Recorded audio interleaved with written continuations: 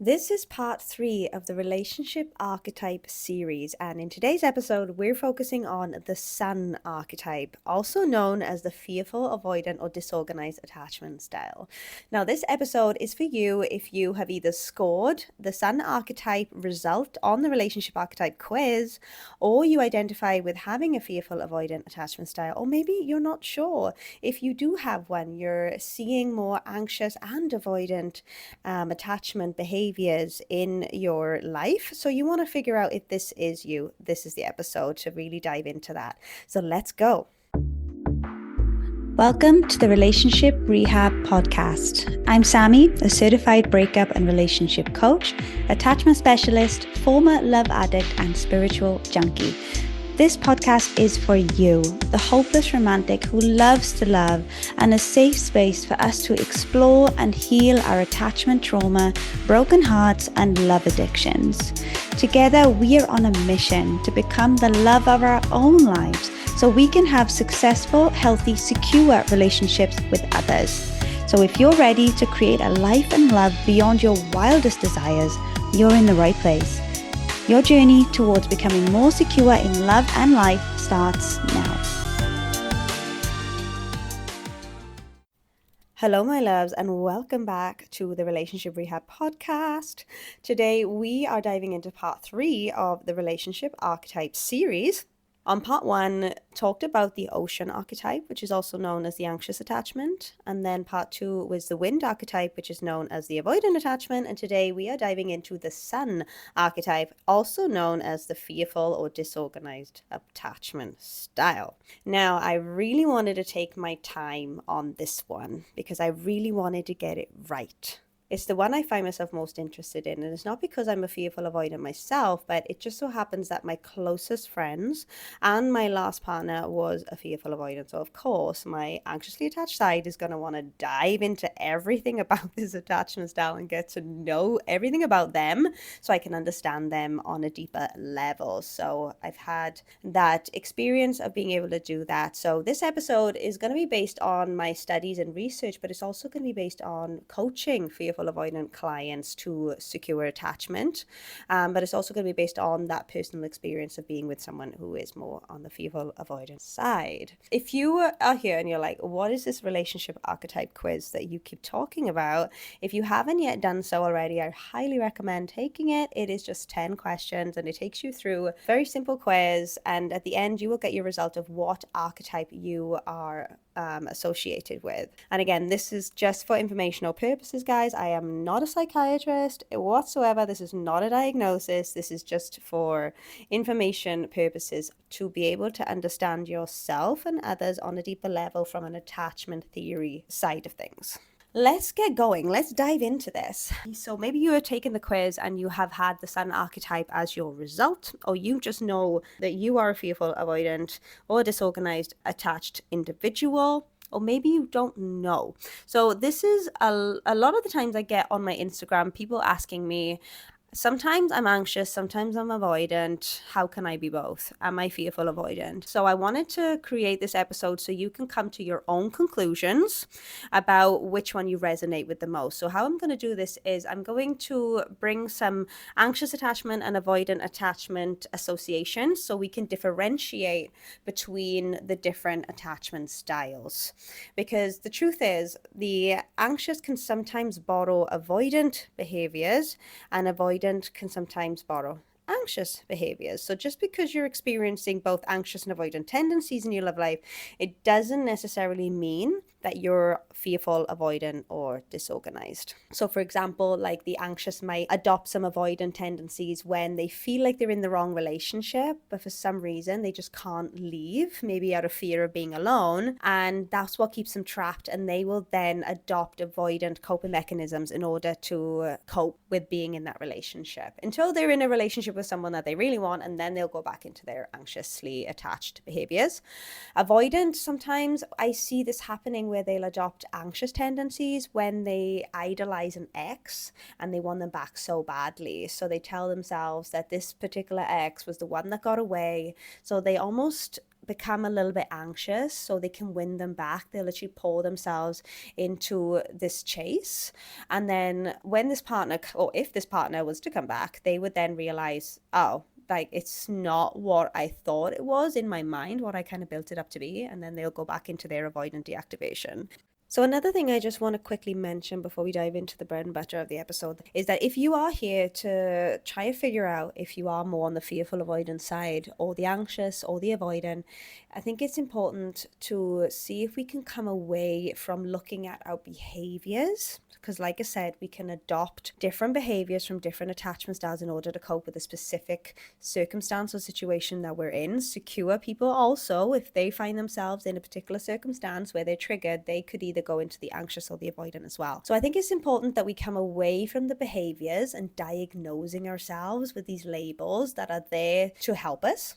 Instead, focusing on the motivation that drives that behavior. Because like I said, behavior can overlap, but the motivation behind the behavior is different for every attachment style. So the motivation behind behavior for the anxiously attached individuals, there's a fear of abandonment. So everything that they do is driven by this particular fear. And for the avoidant, there's this fear of intimacy. So everything that they do is to bring themselves away from intimacy, which doesn't feel safe for them. But the fearful avoidant is one of disorientation. So they feel both at the same time. So that's where the disorganized labels come from, because it's like this internal disorganization.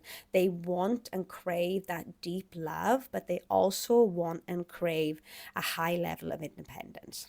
So let's get going. Let's break all this down in the episode by referring to how they are like the sun. The sun archetype, or the fearful avoidant, it typically is an all or nothing thinker. It's very black and white when it comes to these beautiful individuals.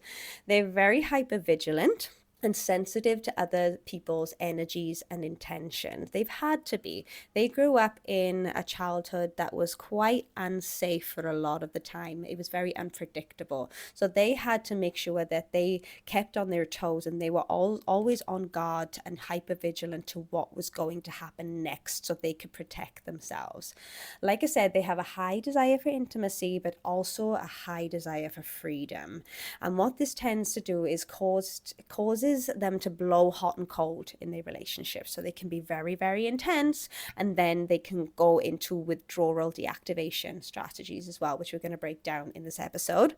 And like I said, this is because they felt very unsafe and they just don't know how to be when they are triggered or in a certain situation where they just don't know how to react. So as a result, they've adopted both anxious and avoidant tendencies, and they are now playing up in their adult relationships. The superpower of the sun archetype, the fearful avoidant, is they are absolutely incredible human beings. Once they understand themselves and they start their healing process and they learn to integrate their shadows and ramp up their superpowers, these people can be amazing to be around. Why? Because they are people that are like, they're like a ball of light. They're super passionate and they bring such a vibrancy, at least for me, with the people that I'm around. Like, they bring such a vibrancy to my life and they're very present. When they are with you, they are with you. And that's something that I really value in people. So, and I really like intensity. I like intense people. I like those deep, deep conversations and deep, intimate relationships. And that's something that I've been lucky enough to experience with healing fearful avoidance. So that's another thing I want to mention, guys, as we go into this episode, is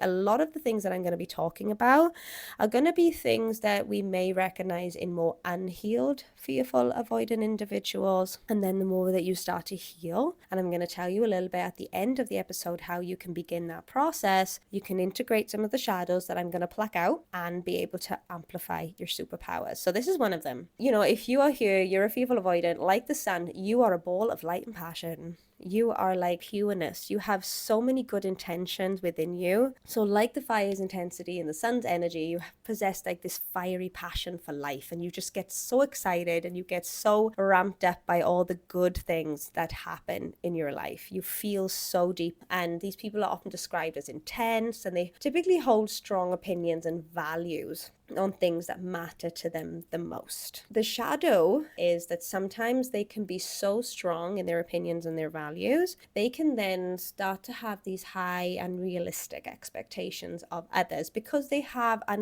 these expectations of themselves. They really want them to be the best version of themselves in every way. So they want the people that they surround themselves with to be in the same way. Like they surround themselves with high quality people and they keep them up to that standard, which sounds great, but there's little room then to be more human, to make those mistakes or to make a decision that may not align with them. And sometimes compromise can be seen as almost like a negative thing, like something that they should avoid. And they have their reasons for why this is, but what I found in my research is that compromise for the fearful avoidant is when they want their partner to be everything that they need and want and more. So if they kind of derive from this perfect partner idealization, which we see in the anxious as well, with the idealization of this perfect partner, and we put them on the pedestal. But I think the difference is with the more anxiously attached individual is we have too much, if anything, flexibility and space for this person to wrong us. We will strongly hold on to that vision and image that we have of them, and we typically tend to ignore red flags or the kind of the flaws, the things that we really should be taking into account. Whereas the fearful avoidant, they don't do that. They see those red flags, they see those flaws, but it's sometimes a little bit over the other side, where then, oh my God, I'm seeing this in this person. What does it mean? I don't think they're right for me. And it kind of goes to the other extreme, where they feel like, because this, what I noticed in a client of mine, they thought that they found this perfect partner. One session that we had, he was like, oh my God, I found this perfect partner. She's everything that I'm looking for. And I could see what was happening. The idealization was happening. The pedestal, he was putting her right on that pedestal. So we were working with that, but he was just set on it. He was absolutely set. He was in his emotional activation state. I have found my person. This is it. We're going to get married, etc., etc. And then next week we get on our session and he's like, nope, I broke up with her. And it's like, whoa, what happened? And he said that it was something so small. And then once we dug into it, we really plucked out what was really going on. So they went on a date, and she was making some unhealthy choices in regards to her food and her drink. Like, she was drinking alcohol and she was choosing unhealthy. This particular client really valued health, and for him it meant safety. That was his level of safety. So the fact that she was putting herself at risk in such a way was going against his need for safety, but also his expectation of what he placed on himself of what it takes to be safe. So this person was almost putting themselves in an unsafe place, and that was triggering him in a way, because that was then becoming a projection of the own internal rules that he had to internalize in order to be safe in his childhood. And now that was being projected onto this person who was just having a burger and a beer for dinner. But for him, it was just such a big trigger and a red flag. And then the extreme happened where he just broke it off completely. So sometimes this can exist for the more fearful avoidant. Okay, so the second sign of the sun archetype, aka fearful avoidant, is like the sun, you are independent and you're able to stand alone.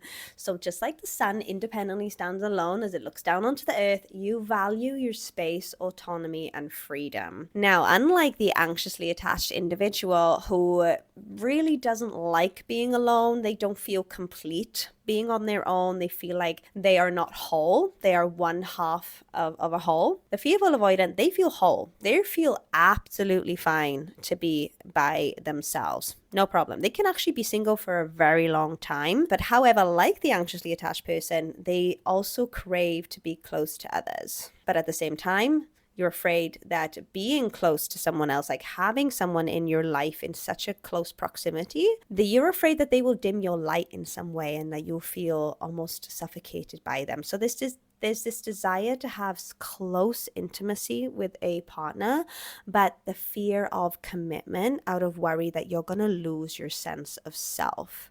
So it doesn't feel safe to be in a relationship, even though you crave it so much. So subconsciously, what's happening then is a sabotaging coping mechanism of pushing people away when things get real, serious, vulnerable. Even though you really want it, it doesn't feel safe for you.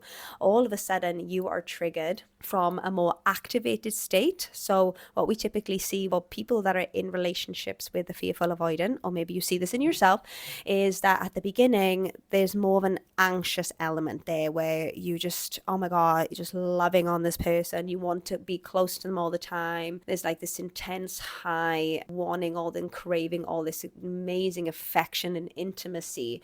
And then when things then start to get a bit real, like a question gets asked, like, so okay, how is this gonna go? Like, where are we progressing? Are we gonna be together? It's like something completely shuts down in that fearful avoidant, and they get flooded with fear. So they're on one hand holding this real deep desire, and then on the other they're holding this deep fear. So unlike the avoidant, who starts off quite distant and cool-headed and keeping people at a distance, the fearful avoidant typically starts dating someone with a lot of warmth, presence, emotional intensity, and come across as anxious. But as soon as it becomes serious, they pull away. And this is because they are afraid of losing their independence, their freedom, and also their sense of self in the relationship. They believe that they're going to have to give all that up in order to be in the relationship, that they have to kind of give endlessly to this partner. And there's going to be no way of being able to have both a sense of self. Like the more securely attached individual will know how to keep their sense of self in a relationship while creating space and room for a partner to come in and intertwine your lives, if you will. Whereas the more anxiously attached person, they typically find their sense of self in the relationship. So there's lots of room and space for that partner to come in. And the avoidant is the complete opposite, where they have a very strong sense of self within the relationship and very little wiggle room for someone to integrate into their life. So the fearful avoidant typically bounces between the two. So in their close relationships, we tend to see this like hot and cold dynamic where they're hot, they're emotionally intense. It's like, it's a lot of people call it love bombing as well, even though it is something very different. We'll dive into that into another episode, but it can be seen as love bombing because they're so intense and into it, and they just don't, like the anxious, they don't really know how to put those boundaries in place. And then they'll get that hit of intimacy and then they'll pull back out of fear of being too close long term. So that's the key word. Like if they think that something is going to be long term, this makes them feel quite unsafe. Now, if they know that there is a deadline, if there's an expiry date, if this thing is only for the short term, that feels safe for them to really lean into that relationship because they know eventually it's going to end. And then once it ends, they can get their sense of self back. They typically break things off when it gets a bit too much, or you see that they will start to panic in relationship and become really hypervigilant for ways to exit a relationship. They will almost like collect ammunition to use if things get a bit too intense, too much, and they almost need to have this safety mechanism, this exit, to be able to use in order to get out of this situation where they feel like they don't have their fullest sense of self. But they know that they will have that when it will be over. And when it is over, they almost feel relieved. They feel relieved and it's like, right, okay, oh, that was amazing, but it's done. And now I can get back to myself. Now I can get back to my personal goals. Now I can get back to my career. Now I can get back to this. And honestly, I don't even think this is a matter of love, because I've heard people say this a lot of the time as well, especially people that are not really clued up about attachment styles, is like, well, if they really want you, they will just make it happen. Like, they obviously don't love you enough. That was said to me. This person obviously doesn't love you enough if he doesn't want to be with you. And I know that's not necessarily the case. It's not about that. They will try to keep this person in their life in all different ways, in a roundabout way, if anything, that doesn't really require too much commitment, but it gives them that sense of intimacy that they really crave. So it was interesting to observe in the fearful avoidant individuals that they like to keep people that they like around as friends, because they know that then they're not going to lose them. Because as soon as they become a romantic partner, they know subconsciously that this is going to end eventually. And that's not a very nice feeling for someone who genuinely likes this individual. They want to be with them, but they know eventually it's going to have to end, because I don't feel safe in the thought, the vision of this going long term. You love hard and deeply, but you struggle to allow someone into your life. And this is being driven by a high need for control. This individual is really afraid to lose control, really struggle to be flexible with routines and rituals and boundaries and the way that you like things to be. And when someone then comes into their life, when they maybe think about moving in with someone or going on vacation with someone, there's almost like this underlying fear of like, how are they going to interrupt this life that I have built for myself? Because you like the way your life is. And even though you really want that someone, that close intimacy, that relationship, you're afraid of what you're going to have to give up in order to have that. You have no problem being outside of a relationship for a long time, because you know how to get your needs met, what you need, and what your boundaries are. You're very set on those things, but you start to feel lonely from time to time. And it's almost like this bouncing between the two of like, yes, I really, really desperately want this relationship to share my life with. And then the next day it's like, oh no, absolutely not, because I love the way my life is. And I couldn't even imagine having someone coming in right now and ruining and interrupting all of this beautiful stuff that I have built for myself. So you may start to seek relationships that don't require you to compromise so much in any capacity. So you can get all the things that you want without having to meet anyone in the middle. So you want the emotional intensity that we see in the more anxiously attached individual, but you don't want to give up the control of the way that you live your life. And that can sometimes be quite rigid, where someone finds it very difficult to be able to fit into your life. And that can lead to controlling behavior. Now, when I say controlling behavior, all insecure attachment styles can be controlling in their own way. So the more anxiously attached individual, they can be controlling. And like I said, this is all subconscious sabotage. And this is the work, is becoming conscious of this and being able to choose differently, right? So the more anxiously attached individual, they will get their partner to do certain things in order to give them that steady stream of validation that they so need to be able to calm that fear of abandonment. The more avoidant will be controlling in a way that they will absolutely refuse to compromise, and they are very unwilling to change their ways. And then their partner has to adopt and adapt into what they see it fit, like what's right for them.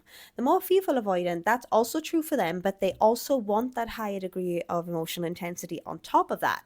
So they will typically adopt both anxious and avoidant strategies in order to get what they want.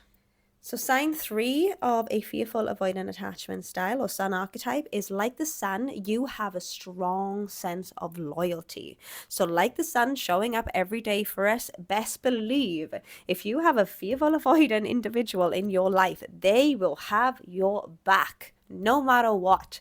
You show up for those people that you love as and when they need you. They are your absolute ride or dies. Like, there is no qualms about it. But sometimes this can be often at the expense of your own needs and feelings. So this can result in then that withdrawal and shutting down that we typically see in the more avoidant deactivation strategies from those you love if it becomes too much. So you want to be that person to be able to give and give and give and give. But if you see that that's not being reciprocated in some way, you will then start to feel a bit disappointed and let down by this person. So then you'll go into a more deactivation deactivation strategy of pulling away and feeling like, I don't know if I can rely on this person. I don't know if I can trust this person. I feel like they're going to let me down because they're not showing up in the same way as I do. You're either with me or you're not. So they flitter between these hot and cold responses. So if we look at the more anxiously attached individual, their external world highly affects their internal world. So for example, if someone yells at me, I'm going to be really, really sad. That's going to affect my mood for the rest of the day. And I might even internalize that and see it as my fault. So there's no separation or differentiation from circumstance and situation and emotional reaction. And this may then result in a feeling of being victimized. So they are very affected by their outside world. People and circumstances have a lot of influence over their emotions. The avoidantly attached individual is quite the opposite, as always, and they have this high level of separation. So the same example, someone's yelling at them, they would almost have this perspective of, wow, that person's an asshole. Why are they yelling at me? Must be something going on with them. So there's no perspective of how they are involved or part of this interaction that's going on right now. So they're almost cut off from their external environment. Now, they may be hurt on an unconscious level because maybe their limiting beliefs are being triggered of being defective or being bad, but they would almost tell themselves there's no need to get upset because everybody's responsible for themselves. Everybody's responsible for their own emotions. So that's on you.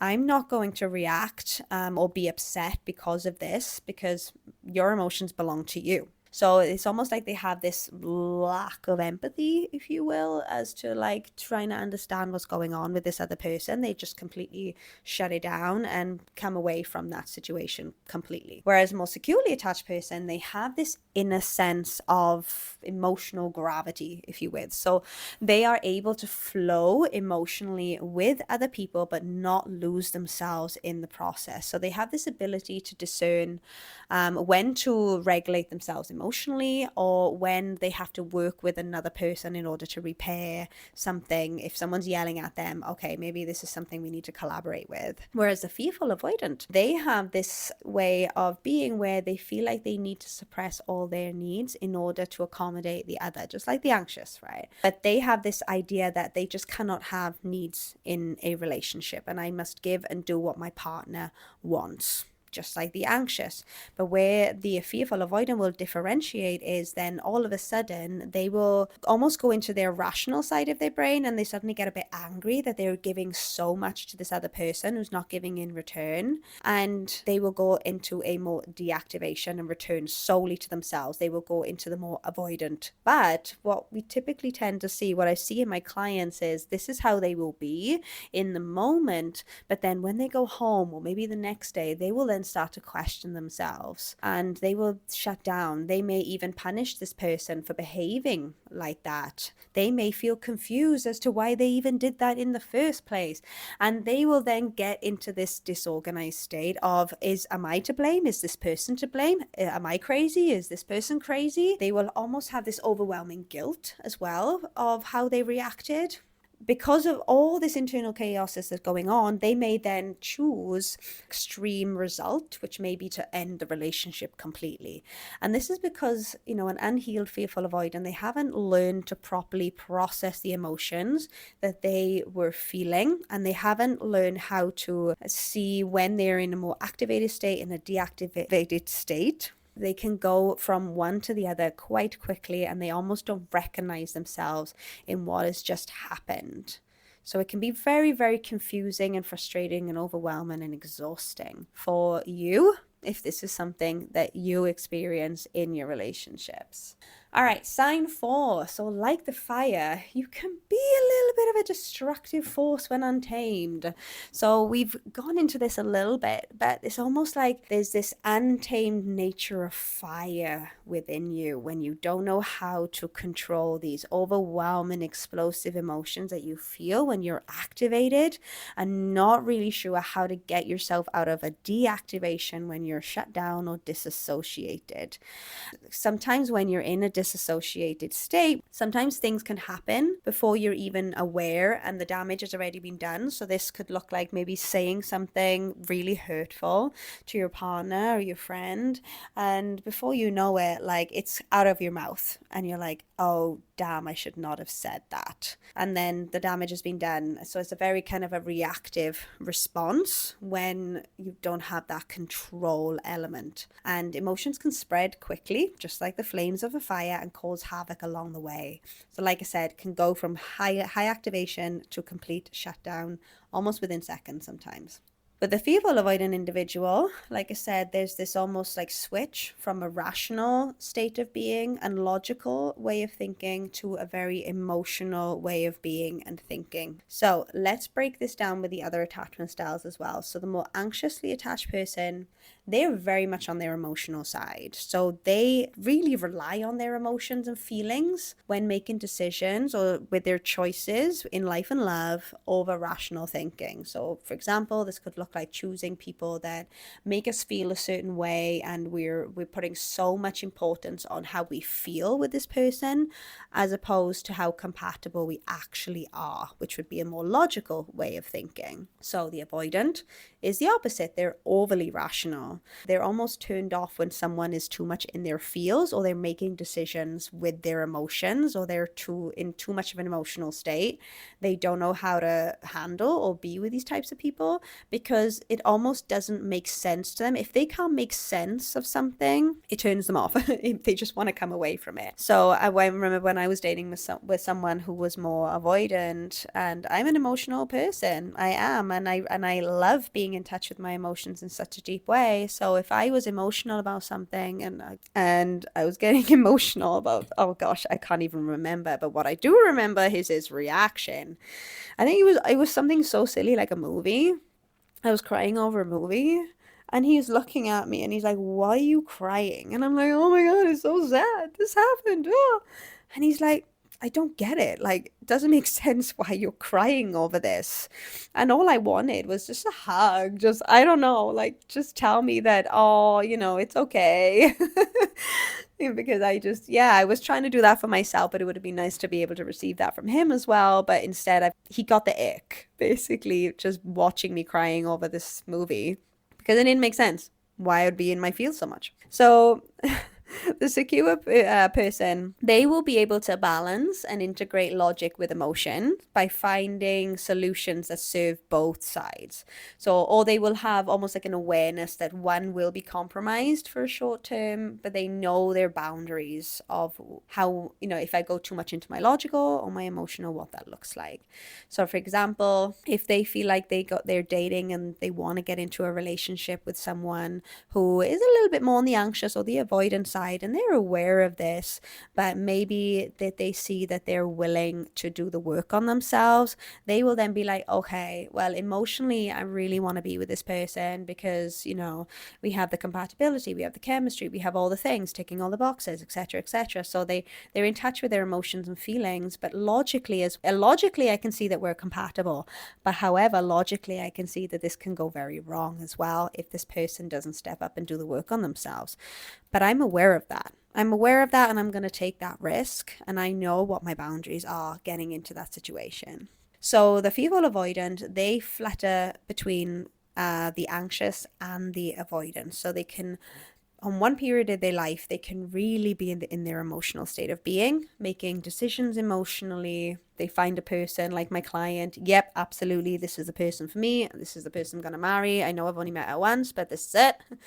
And then they will go into almost like the other extreme, the avoidance side of being overly logical, like my client. Absolutely not. Like, there's so many flaws that this person has, and this is all wrong, and I need to come out of it, and I need to get my life back together again because I can't possibly be with this person. So they flitter between the two. For people with who has a fearful avoidant partner, this can be really confusing at times. And even like with friends, sometimes you might see, oh my gosh, this is a very logical, grounded, rational person, which you are. That's one part of you. And you might say like, oh, absolutely, I'm not going back to this person because, I know I deserve more, and I know this and I know that. And so that's why I'm not getting back with them. And then next thing you know, they're back with them. And you're like, huh? How did this happen? You were so sure that this person was not for you and now you're back with him. So this can lead to what I see in a lot of my clients is almost like this distrust of themselves, especially when they start to heal. So when they start to go through a coaching program or healing program, and they start to become more aware of themselves and what's happening when they're in their emotional state and their logical state, there's almost like this fear of, I don't know how to handle myself. I don't know how to trust myself, because I don't know where I'm going to be from one day to the next. Am I going to be in my emotional state? Am I going to be in my logical state? And this makes it hard for them to commit to things in advance, because they don't know if they're going to be able to access that part of their personality that is required for that specific thing, like a date, for example, shall we say. They don't know if that side of them is going to be present, so they would prefer to just do things as and when they feel that way, or they will almost like manipulate the circumstance so they know that they can easily access that part. So if they want to be more on their emotional side, so to get that intimacy that they crave, they know that in their minds, in their heads, they need to put that deadline in place so they can show up as that person. If they, in their mind, think, this is going the long term, like this person wants to be with me long term, they will deactivate. So they will almost like tell themselves a story in their mind that, yeah, I'm not going to see this person again. So they can really lean into it in a very emotional, intense way. So going back to the distrust, when they start to become aware of this, they almost have this distrust of themselves, and that can almost project and externalize as distrust in others as well. They're afraid that they can't keep those promises to others, because if they say yes to this on Friday, I don't know if I'm going to be able to show up as my best self. And as a result, sometimes you don't feel deserving of a healthy relationship. And what I also witness in fearful avoidant clients, when they get to know themselves, and we almost have a lot of aha moments, a lot of breakthroughs, and it's like, damn, I have a lot of stuff going on for myself. I have a lot of shit. I'm carrying a lot of shit. And this is a lot for people to take on. And because it's like, I have a lot of baggage. Why would anyone want to take that on? So that can amplify and reaffirm beliefs like there's something wrong with me, or I'm a bad person, I'm broken, when that's not the case at all. We're all very complex, complicated human beings. And like I said, it's all so possible to be able to integrate those shadows and amplify the superpowers. It's just like the anxious also doesn't feel worthy of a healthy relationship. They don't feel worthy from a space of feeling like they're too needy or they're too much. And when almost like someone tries to give them healthy love, we see this a lot in the anxious, they get the ick. They get the ick because what's happening with an anxiously attached individual is they're attracted to the more emotionally unavailable avoidance, because that gives them a subliminal message of, you're a person with very little needs, so you have a lot of capacity and space to be able to take care of me and my needs and my emotions, because I haven't learned to do that for myself. Whereas the fearful avoidant, they don't feel worthy because, like I said, they feel like they're too screwed up and they're going to contaminate their partners with their shit. So they pull back. They pull back and they reject healthy love or any type of love that people are trying to give them, because they don't feel worthy of receiving that. And another client of mine once said, I don't even want to repair with a partner right now because they're better off without me. They're trying to love me and I just can't accept it because I don't feel worthy.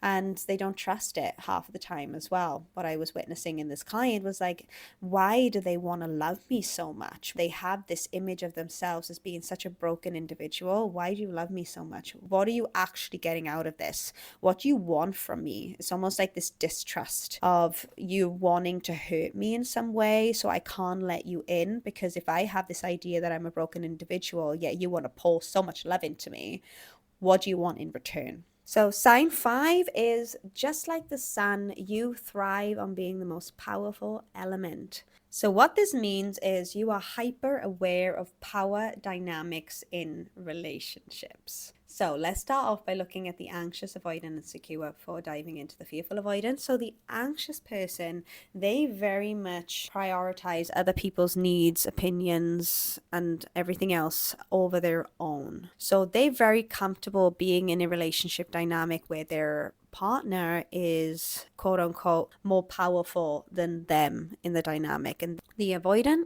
is the opposite. They feel a high sense of power and control over themselves. Therefore, they want to be able to feel that same way within the relationship. So they're very comfortable being in a space of power and dominance in a relationship. They don't do very well being in a more submissive space. The securely attached person recognizes that everyone is trying to take care of their own interest, but there is a space to come together in a form of collaboration to attend and attune to each other. There's almost like this sense of equality when it comes to power dynamics in the relationship. Like sometimes I'm going to take care of you, and sometimes I'm going to want to be taken care of. So there's like this back and forth in a secure relationship. So the fearful avoidant, because they have this inherent belief that at the core of every relationship, there's like this power struggle.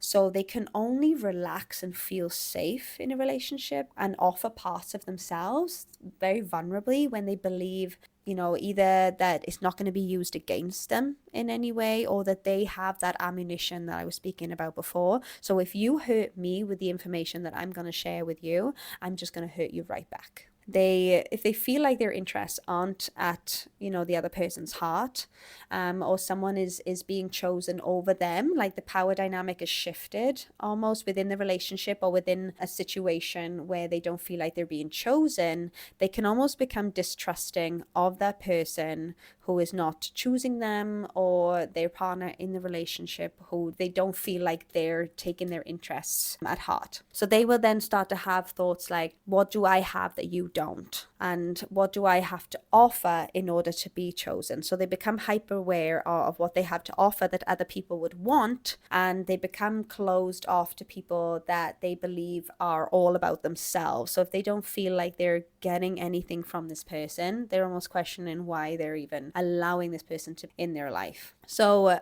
the only other way that I can think about giving like an example here is through approval. Right. So if we have more the anxiously attached and the fearful avoidant, the anxious individual will start to win approval through proving behavior. So if they don't feel like they're being chosen, they will go into an energy of proving themselves. So they will start to show this person how amazing they are, and they will give them lots of love and attention. Whereas the more fearful avoidant, they will try to win approval of this person through other ways to get that person to see how amazing they are without them having to lean in. So they will have the power in this dynamic, because that person then will start to chase and approach them. Therefore, the power dynamic changes. So they have to shift it in some way so they don't lose the control, but they still get what they want, which is that approval and desire to be chosen.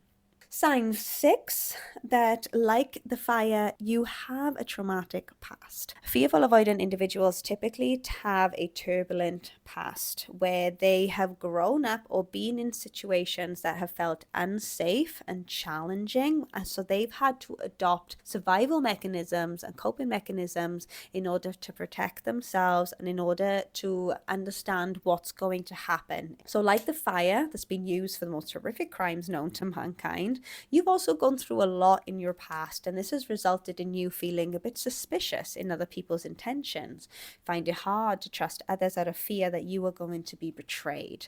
So that is a massive fear for the fearful avoidant, is the fear of betrayal. Fear of being let down, disappointed, and lied to. If it's for you, it's such a big trigger. It just feels not safe when someone is lying to you, and you almost feel like, what are you trying to achieve when you're lying to me? And they can't really see, that this person is lying because of their own traumas or for any other reason other than they're trying to hurt me, they're trying to manipulate me, and they're trying to get something from me. So as a result, they have a hard time being vulnerable. They also have this fear of vulnerability because it's being driven by this fear of betrayal. And that if I give you information about myself, you're going to use that against me in some way. So the only way that I am going to open up to you and give this information to you is that if I have very strong sense of that you're either not going to hurt me because you like me too much, and to hurt me would hurt you, or I have enough ammunition in my bag to be able to throw back at you if you was to so portray me, I can portray you even harder. So when we talk about this fear of vulnerability, from the anxious perspective, they have no problem expressing how they're feeling. So we see a lot of more anxiously attached people as like open books, and they wear their hearts on their sleeve. They can sometimes go into oversharing or using vulnerability in a way to deepen connection. But what I also see from my anxious people is that they can sometimes be very fearful of vulnerability if they have been hurt in the past. So this is when the behavior can kind of get distorted, and why it's very important for us to come back to that motivation, because I see a lot in my anxious people that they have this fear of vulnerability, and they then think that they're fearful avoidant. But it's more due to a fear of rejection and abandonment rather than betrayal. Like, I don't want to be vulnerable with you because the last time I was vulnerable, that person left me, rather than that person used it against me. The avoidant will always have a sense of emotional distance and protection from allowing anyone in emotionally. Avoidants really do have a very high fear of vulnerability also, but they typically just tend to keep people at arm's length anyway. If you're on the other side and you're meeting with fearful avoidant individuals, you will typically experience them wanting to know so much about you. They will ask a lot of questions, and this is because they're just wanting not only to get that intimacy that they really want with you, because they want to deeply connect to you on a deeper level, but they also want to be able to feel safe with you. They want to be vulnerable with you, but this is how they feel safe doing so. Sign 7, and this is the last one before I go into tips on how to start healing the fearful avoidant attachment style, is like the sun, you like to stay high. This is a play on words. I don't mean high on drugs or high on anything other than emotional highs. This can look like love addiction. This can look like wanting an extreme, high, intense, feel good emotion. This can be true for all the insecure attachment styles who like to regulate in counterproductive ways in order to feel good within themselves. With the fearful avoidant, what we see is almost like this need for emotional intensity, like the anxious attachment has. Like, we really want to be able to just fall so deeply in love that the whole world becomes multicolored. But they also have an inability to handle and process any negative emotions that might come with that. As we see sometimes in these dynamics, when you have these intense emotional highs, what usually follows is these intense crashing lows. So like the anxious will be able to almost ride it and ride it again and ride it again, because they're so addicted to that high. They can go through the lows and they can come back up onto the high. But with the more fearful avoidant, is they haven't yet reached that space where they can request for co-regulation, because that might be a bit too vulnerable for them. So they are in their discomfort, and now they need to be able to make themselves feel better, like the more avoidant. So they will almost like counteract that emotional low with another intense emotional high, because they're just really struggling to sit with that emotional pain. We may start to see more extreme coping mechanisms, like chasing an extreme high, like gonna go travel for the whole year, so we're like running away from it. Or what I see a lot as well is rebound. Like, they'll just go straight into another relationship, a rebound relationship, rebound sex. They'll use alcohol, they use drugs, they'll pour themselves into their career. Anything that they can do to almost balance it out and get that feeling of intense high again, because to be in that crashing low is almost impossible. They just cannot be there. So they feel that desire for emotional highs like the anxious, but they also have that inability to co-regulate like the avoidant.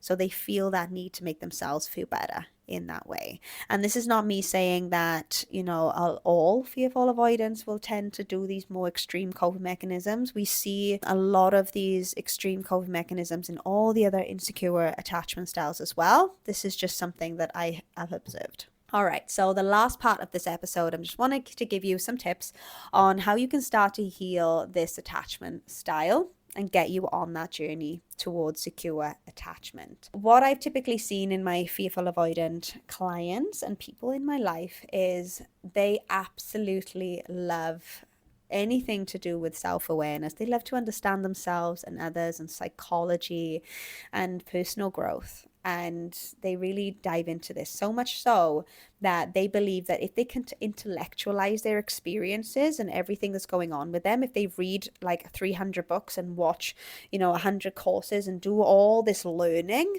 that will be enough to almost heal their fearful avoidance and be able to have secure relationships. I get it. I get it. I'm a little bit like that as well myself. I like to understand my emotions. I like to understand my experiences.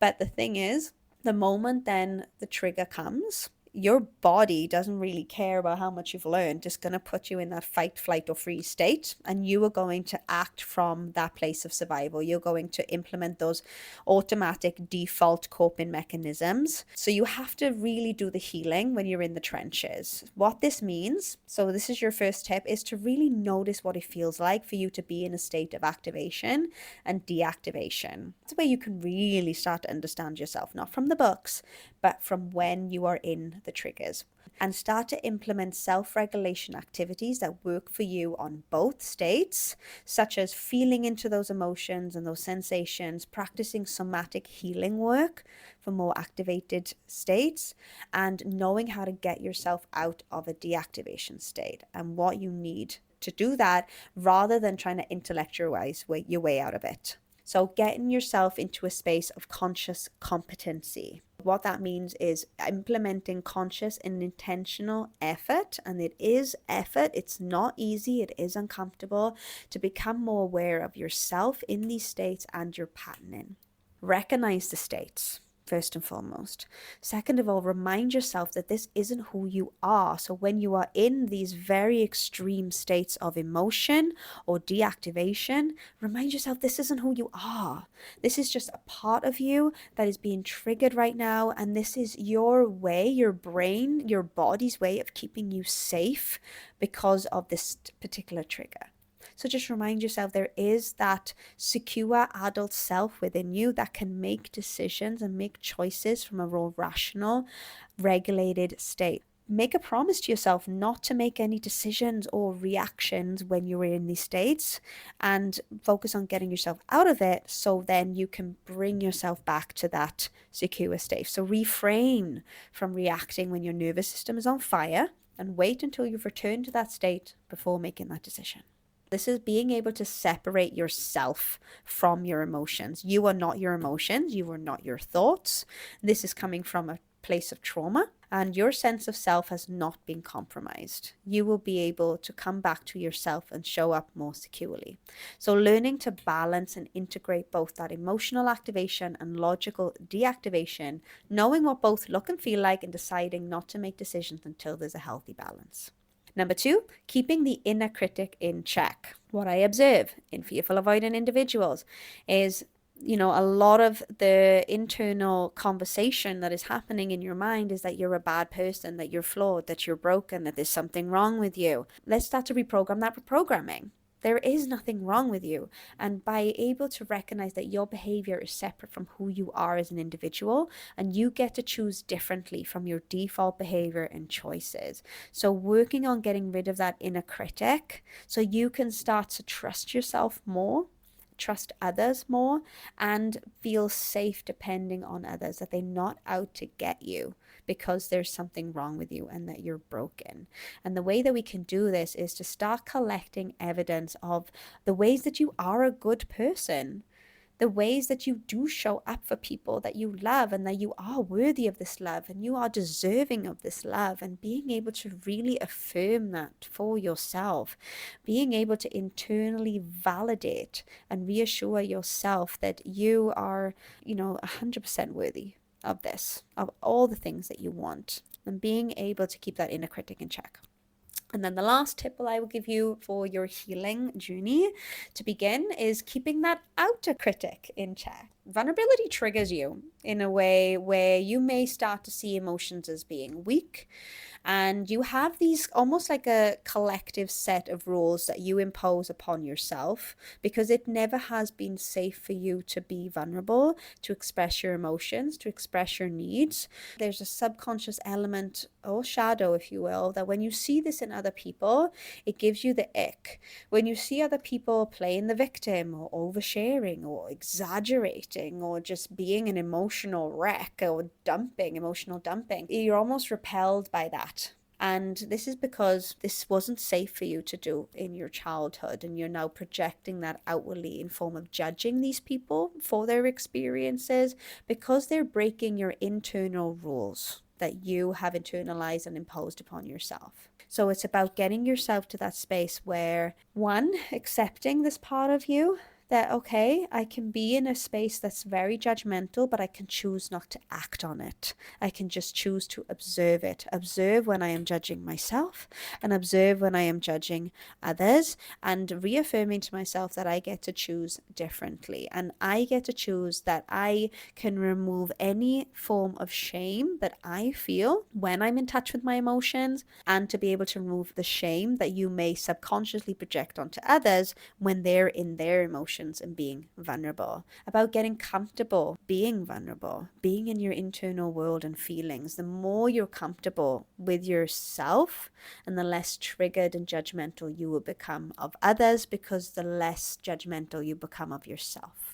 All right, guys, that was a big episode. Oh my goodness, we covered a lot together in this episode, but I think it was all needed to be said and out there. And like I said, I really wanted to get this episode right and be able to bring in all the different perspectives so you have all the information you need to make a decision for yourself in regards to where you stand with these attachment styles. So I hope that this episode has been helpful for you guys. Please let me know some of the things that you were going to take away from this episode. If any specific part really helped you understand yourself and others a lot better. I will join you next time for part 4, which is we are going to go into the mountain archetype, which is the secure attachment. So highly recommend listening to that one next. All right, my loves, have a beautiful day, and I'll see you next time.